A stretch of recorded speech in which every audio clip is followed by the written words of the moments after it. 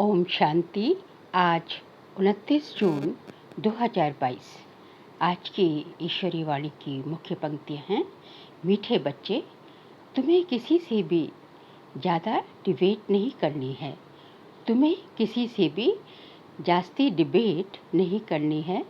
सिर्फ भगवान का परिचय सबको दो। आज की वाणी से प्रश्न है, बेहद के बाप को मातेले बच्चे भी हैं और सौतेले भी हैं, कौन से? उत्तर है, जो भगवान की श्रीमत पर चलते हैं, पवित्रता की पक्की राखी बांधी हुई है, निश्चय है कि हम बेहद का वर्षा लेकर ही रहेंगे। ऐसे निश्चय बुद्धि बच्चे मातेले बच्चे हैं। और जो मनमत पर चलते, कभी निश्चय कभी संशय, प्रतिज्ञा करके भी तोड़ देते हैं, वह है सौतेले बच्चे। सपूत बच्चों का काम है भगवान की हर बात मानना। बाबा पहले मत देते हैं कि मीठे बच्चे, अब प्रतिज्ञा की सच्ची राखी बांधो, विकारी वृत्ति को समाप्त करो। आज का गीत बजा है, जाग सजनिया जाग, नवयुग आया कि आया। ओम शांति। बच्चों ने गीत का अर्थ तो समझ लिया। नई सृष्टि नया युग और पुरानी सृष्टि पुराना युग। पुरानी सृष्टि के बाद आती है नई सृष्टि। नई सृष्टि की रचना परमपिता परमात्मा ही करते हैं। फिर उसको ईश्वर कहो व प्रभु कहो, उनका नाम भी जरूर कहना पड़े। सिर्फ प्रभु कहने से योग किससे लगाए, किसको याद करें? मनुष्य तो कहते उसको नाम रूप देश काल है नहीं। अरे उनका शिव नाम तो भारत में बाला है, जिसकी शिवरात्रि मनाई जाती है, उनको परम पिता कहा जाता है। जब अपने परम पिता का भगवान का परिचय हो, तभी तो बाबा से बुद्धि लगे, बुद्धि योग लगे। किसी से ज़्यादा डिबेट करना भी फालतू है। पहले पहले बेहद के पिता का परिचय देना है। वह मनुष्य सृष्टि कैसे, कब और कौन सी रचते हैं। लौकिक बाप तो सतयुग से लेकर कलयुग के अंत तक मिलता ही रहता है। लौकिक पिता कौन सा? जो माता पिता हमें जन्म देते हैं। बाबा कहते हैं वो तो सतयुग से लेकर कलयुग के अंत तक वो तो मिलते ही रहते हैं, परंतु याद फिर भी पारलौकिक पिता को किया जाता है। कौन है पारलौकिक पिता? परम पिता परमात्मा शिव। वह है परम धाम में रहने वाला पिता, परे से परे रहने वाला, परम धाम में रहने वाला पिता। परम धाम कभी स्वर्ग को नहीं समझना। सतयुग तो यहाँ का धाम है। परम धाम है वह जहाँ परम पिता परमात्मा और हम सभी आत्माएं निवास करती हैं। अब जबकि सभी आत्माओं का पिता स्वर्ग का रचयिता है, तो फिर बच्चों को स्वर्ग की राजाई क्यों नहीं है? हाँ, स्वर्ग की बादशाही कोई समय थी जरूर, पर बाबा कहते हैं अब नहीं है, किसी समय थी जरूर। नई दुनिया नया युग था, अभी पुरानी दुनिया पुराना युग है। बाबा ने तो स्वर्ग रचा, अब नर्क बन गया। भगवान ने तो स्वर्ग रचा, लेकिन वो अब नर्क बन गया। नर्क किसने बनाया और कब बनाया? माया रावण ने नर्क बनाया। अर्थात जैसे 5 विकारों की प्रवेशता होती है द्वापर से, तो धीरे धीरे वही सृष्टि नर्क में परिवर्तित होती जाती है। भारतवासियों को तो ये ज्ञान देना बहुत सहज है, क्योंकि भारतवासी ही रावण को जलाते हैं, सिर्फ अर्थ नहीं समझते हैं। भक्त सब भगवान को याद करते हैं, परंतु उनका पता न होने के कारण कह देते कि वह सर्वव्यापी है, नाम रूप से न्यारा है, बेअंत है, उनका अंत नहीं पाया जाता है। इसलिए सभी मनुष्य मात्र ना उम्मीद और ठंडे हो गए हैं। ठंडे भी होना ही है तो उनके आने का, स्वर्ग रचने का टाइम भी हो। अब भगवान कहते हैं कि मैं फिर से आया हूँ। भक्तों को भगवान से फल तो जरूर मिलता है, भगवान को यहाँ ही आकर फल देना है, क्योंकि सब पतित हैं, वहाँ तो पतित जा न सके। कहाँ पे? सतयुग में। इसलिए मुझे ही कहा जा आना पड़े। कहाँ नहीं जा सकते पतित? मुक्ति धाम में। यहाँ से सब लोग, सब आत्माएं पावन बनकर ही जो है मुक्ति धाम में जा पाएंगी। मेरा आह्वान करते हैं, भक्तों को चाहिए भगवान। अब भगवान से क्या मिलेगा? मुक्ति और जीवन मुक्ति। सबको नहीं देंगे, जो मेहनत करेंगे उन्हों को देंगे। किस चीज़ की मेहनत करनी है? अपने को पवित्र बनाने की, पावन बनाने की। इतनी करोड़ आत्माएं वर्षा पाएंगी क्या? जब कोई आए तो बोलो, बाप है, भगवान है, स्वर्ग का रचयिता। हम अनुभवी हैं, हम अभी भगवान को ढूंढ नहीं सकते। उनको तो अपने टाइम पर आना है। हमने भी पहले बहुत तलाश की, परंतु मिला नहीं। जप तप तीर्थ आदि किए, बहुत ढूंढा, परंतु मिला नहीं। भक्ति मार्ग में तो सब कुछ यही करते हैं ना। उनको तो अपने समय पर परमधाम से आना है। ये बाबा सर्विस के पॉइंट्स बता रहे हैं। आदि सनातन देवी देवताओं को 84 जन्म भी लेना पड़े। 5 वर्ण भी मशहूर हैं। अभी है शूद्र वर्ण, उनके बाद ब्राह्मण वर्ण। वर्णों पर भी अच्छी रीति समझाना है। विराट रूप में भी वर्ण होते हैं। ब्राह्मणों का भी वर्ण है, उन्हों को पता नहीं है। तो पहले पहले परिचय देना है कि भगवान है स्वर्ग का रचयिता और हम हैं ब्रह्म कुमार कुमारियाँ। बाबा आकर ब्राह्मण रचे, तब तो हम देवता बने। बिगर ब्राह्मण रचे जो है देवता बना नहीं जा सकता। प्रजापिता ब्रह्मा नाम है, तो ब्रह्मा मुख द्वारा ब्राह्मण रचते हैं। ब्रह्मा का बाप है शिव बाबा। गोया यह ईश्वर का कुल है। जैसे कृपलानी कुल वासवानी कुल होता है, वैसे इस समय तुम्हारा है ईश्वरीय कुल। तुम हो उनकी औलाद, जो सच्चे ब्राह्मण हैं, जिन्होंने पवित्रता की प्रतिज्ञा की है। भल बच्चे तो सभी हैं, परंतु उनमें भी कोई मातेले हैं तो कोई सोतेले हैं। मातेले जो हैं उन्हों को तो पवित्रता की राखी बांधी हुई है। राखी बंधन का भी त्योहार है ना। सब इस संगम युग की बातें हैं। सारे जो है जितने भी जो है त्योहार उत्सव पर्व, ये सब जो है संगम युग की ही यादगार है। संगम युग से यही से जो है सभी इस समय जो कुछ होता है उसी का यादगार बाद में जो है त्योहारों के में पर्वों के रूप में मनाया जाता है। दशहरा भी संगम युग का है। विनाश के बाद फट से दिवाली आती है, सबकी जोत जग जाती है। कलयुग में सबकी जोत बुझी हुई है। आगे बाबा कहते हैं, अब बाप को खिवैया बागवान भी कहते हैं। ब्रह्मा विष्णु शंकर को खिवैया व बागवान नहीं कहेंगे। बाबा आकर अपने बगीचे में अपने बच्चों को देखते हैं। उनमें कोई गुलाब है, कोई चंपा, कोई लिली फ्लावर है। हर एक में ज्ञान की खुशबू है। हम सब बाबा के फूल ही तो है ना। बाबा हमको कांटों से फूल बना रहे हैं। तुम अब कांटे से फूल बन रहे हो। ये है कांटों का जंगल। कितना झगड़ा मारामारी आदि है, क्योंकि सब नास्तिक है, निधन के है। किसी का कोई धनी धोरी नहीं है, तो जो है सब आपस में लड़ते झगड़ते हैं। धनी है नहीं जो उनको मत दे और धनी का बनाए। धनी को कोई जानते नहीं, तो धनी को जरूर आना पड़े ना। तो बाबा आकर धन का बनाते हैं। मनुष्य चाहते भी हैं कि एक धर्म एक राज्य हो, पवित्रता हो। सतयुग में एक धर्म था ना, अब तो दुखधाम है। अब तुम ब्राह्मण वर्ण में ट्रांसफर हुए हो, फिर देवता वर्ण में जाएंगे, फिर इस पतित सृष्टि पर आएंगे नहीं। भारत है सबसे ऊंच खंड। अगर गीता को खंडन नहीं करते तो ये भारत कौन कहलाए। शिव के मंदिर में जाते हैं ना, वह है बेहद के पिता का मंदिर, क्योंकि भगवान ही सद्गति दाता है। निधन को आकर धन का बनाते हैं। ये बातें बाबा के सिवाय और कोई समझा ना सके, और वह सब है भक्ति सिखलाने वाले। वहाँ तो ज्ञान की बात है ही नहीं। ज्ञान सागर सद्गति दाता एक ही है। मनुष्य कब सद्गति के लिए गुरु बन ना सके।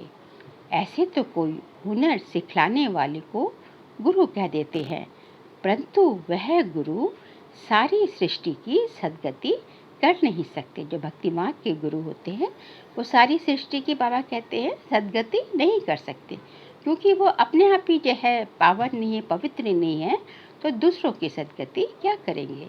भल कहते हैं कि हमको साधु आदि से शांति मिलती है, परंतु अल्पकाल के लिए। फिर सन्यासी कहते हैं कि स्वर्ग का सुख तो कागविष्टा के समान है। फिर सन्यासियों द्वारा जो शांति मिली वह भी कागविष्टा के समान ही होगी। मुक्ति तो देते नहीं हैं। मुक्ति जीवन मुक्ति दाता तो एक परम पिता परमात्मा शिव ही है। श्री कृष्ण से भी सभी का बहुत प्यार है, परंतु उसको पूरा जानते नहीं हैं। अब बाबा समझाते हैं कि सतयुग में कृष्णपुरी थी, अब तो कंसपुरी हो गई है। अब बाबा आकर फिर कृष्णपुरी बनाते हैं। फिर आधा कल्प के बाद रावण राज्य नरक बन जाता है। आधा कल्प है सुख, आधा कल्प है दुख। सुख का समय ज़्यादा है, परंतु सुख दुख का खेल तो चलता ही रहता है। इसको सृष्टि चक्र कहा जाता है। वह हार व जीत का खेल कहा जाता है। सन्यासी समझते हैं कि हम मोक्ष को पा लेंगे, परंतु मोक्ष को कोई पा नहीं सकते। इस राज को कोई जानता नहीं है। मुक्ति और जीवन मुक्ति बाबा के सिवाय, भगवान के सिवाय कोई दे न सके। तुम अपनी राजधानी स्थापन कर रहे हो ना, यहाँ तो देखो दुख ही दुख है। अब हम बाबा की मदद से स्वर्ग बना रहे हैं, फिर हम ही मालिक बन राज्य करेंगे और बाकी सबको मुक्ति धाम में भेज देंगे। वह फिर अपने समय पर आएंगे। जब वह भी उतरेंगे तो पहले सुख में आएंगे, फिर दुख में। भक्ति मार्ग में जप तप माला आदि फेरते हैं ना, कहते भी हैं कि एक को याद करना चाहिए। इसमें देह अभिमान को छोड़ना पड़े, परंतु कोई छोड़ता नहीं है। बाबा कहते हैं कि अब सभी को वापस जाना है। बाबा बच्चों से ही बात करते हैं। बच्चों में भी कोई सौतेले हैं तो कोई मौतेले हैं। सौतेले वह हैं जो पवित्रता की राखी नहीं बांधते हैं।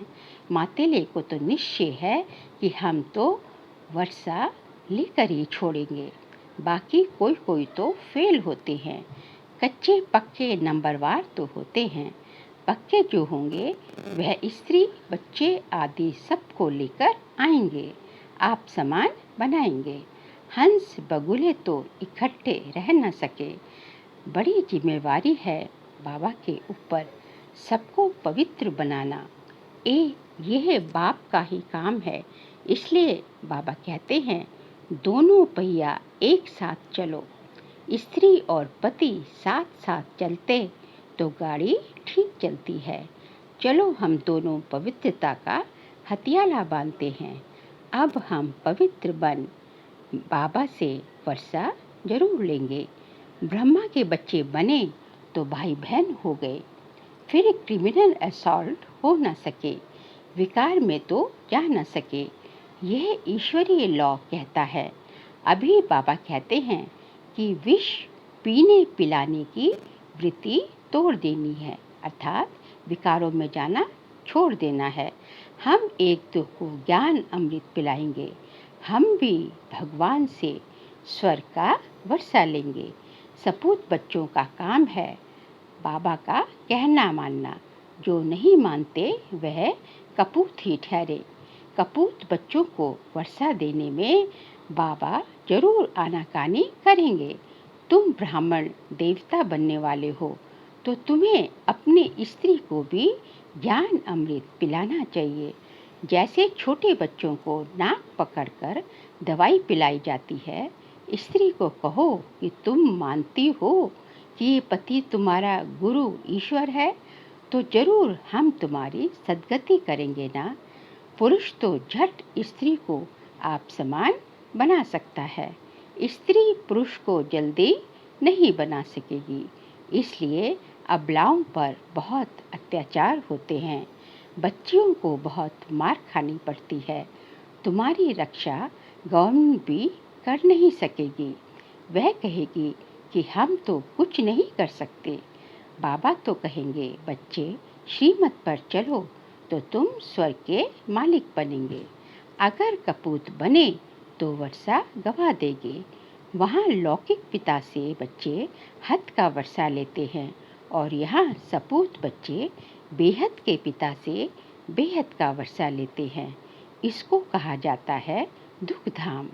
यहाँ तो तुमको सोना भी नहीं पहनना है, क्योंकि इस समय तुम बेगर हो। दूसरे जन्म में तुमको एकदम सोने के महल मिलते हैं। दूसरे जन्म मतलब सतयुग में जो है रत्न जड़ित महल होंगे। तुम जानते हो कि हम अब बाप से 21 जन्म का वर्षा ले रहे हैं। भक्ति मार्ग में मैं सिर्फ भावना का फल देता हूँ। बाबा कहते हैं भक्ति मार्ग में भगवान सिर्फ जो है भावना का फल देता है। वह तो जानते नहीं कि श्री कृष्ण की आत्मा कहाँ है, गुरु नानक की आत्मा कहाँ है। तुम जानते हो अब वो सब पुनर्जन्म लेते लेते तमो प्रधान बन गए हैं। वह भी सृष्टि चक्र के अंदर ही हैं। सबको तमो प्रधान बनना ही है। अंत में बाप आकर, भगवान आकर फिर सभी को वापस अपने साथ ले जाते हैं। अच्छा, मीठे मीठे सिख लदे बच्चों प्रति माता पिता बाप दादा का याद प्यार और गुड मॉर्निंग। रूहानी बाप की रूहानी बच्चों को नमस्ते। हम सब रूहानी बच्चों की रूहानी बाप दादा को नमस्ते नमस्ते नमस्ते। सार के लिए पॉइंट्स हैं। अब पवित्रता का हथियाला बांधना है। देह अभिमान को छोड़ विकारी वृत्तियों को चेंज करना है।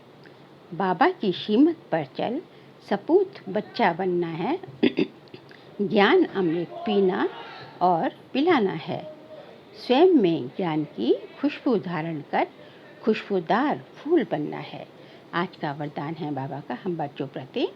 यथार्थ याद और सेवा के डबल लॉक द्वारा निर्विघ्न रहने वाले फीलिंग प्रूफ भव। यथार्थ याद और सेवा के डबल लॉक द्वारा निर्विघ्न रहने वाले फीलिंग प्रूफ भव। माया के आने के जो भी दरवाजे हैं उन्हें याद और सेवा का डबल लॉक लगाओ। यदि याद में रहते और सेवा करते भी माया आती है तो जरूर याद या सेवा में कोई कमी है। यथार्थ सेवा वह है जिसमें कोई भी स्वार्थ ना हो। अगर निस्वार्थ सेवा नहीं तो लॉक ढीला है और याद भी शक्तिशाली चाहिए। ऐसा डबल लॉक हो तो निर्विघ्न बन जाएंगे। फिर क्यों क्या कि व्यर्थ फीलिंग से परे फीलिंग प्रूफ आत्मा रहेंगे। आज का स्लोगन है, स्नेह और शक्ति का बैलेंस ही सफलता की अनुभूति कराता है। बाबा कहते हैं स्नेह और शक्ति का बैलेंस ही सफलता की अनुभूति कराता है। इसलिए जय बाबा कहते हैं ना कि जो है चाहे तुम अपने गृहस्थ व्यवहार में रहते, चाहे अपनी रचना की, अपने बच्चों की पालना कर रहे हैं या संगठन में या कहीं भी, हर जगह जो है लव और लॉ का एक बैलेंस चाहिए। स्नेह भी चाहिए और शक्ति भी चाहिए, लेकिन दोनों का बैलेंस की ज़रूरत है। स्नेह रूपी शीतल जल से शीतला देवी बनकर जो है स्नेह के शीतलता प्रदान करनी है और जो है दुर्गा माँ बनकर जो है दुर्गा देवी बनकर जो है शक्ति प्रदान करनी है। तो जो है जब इन दोनों चीज़ों की, स्नेह की शीतलता की, स्नेह के शीतल जल की और शक्तिशाली जो है शक्तियों की शक्तिशाली वाइब्रेशंस की जो है दोनों का जब बैलेंस होगा, दोनों का जब जो है आपस में जो है बैलेंस रहेगा, तभी जो है भगवान की ब्लेसिंग्स के आप पात्र बनेंगे जो है, और तभी जो है हर कदम में जो है सफलता आपके चरण छुएगी। आगे माताश्री जी के अनमोल महावाक्य हैं। वास्तव में ज्ञान प्राप्त करना तो एक ही सेकंड का काम है।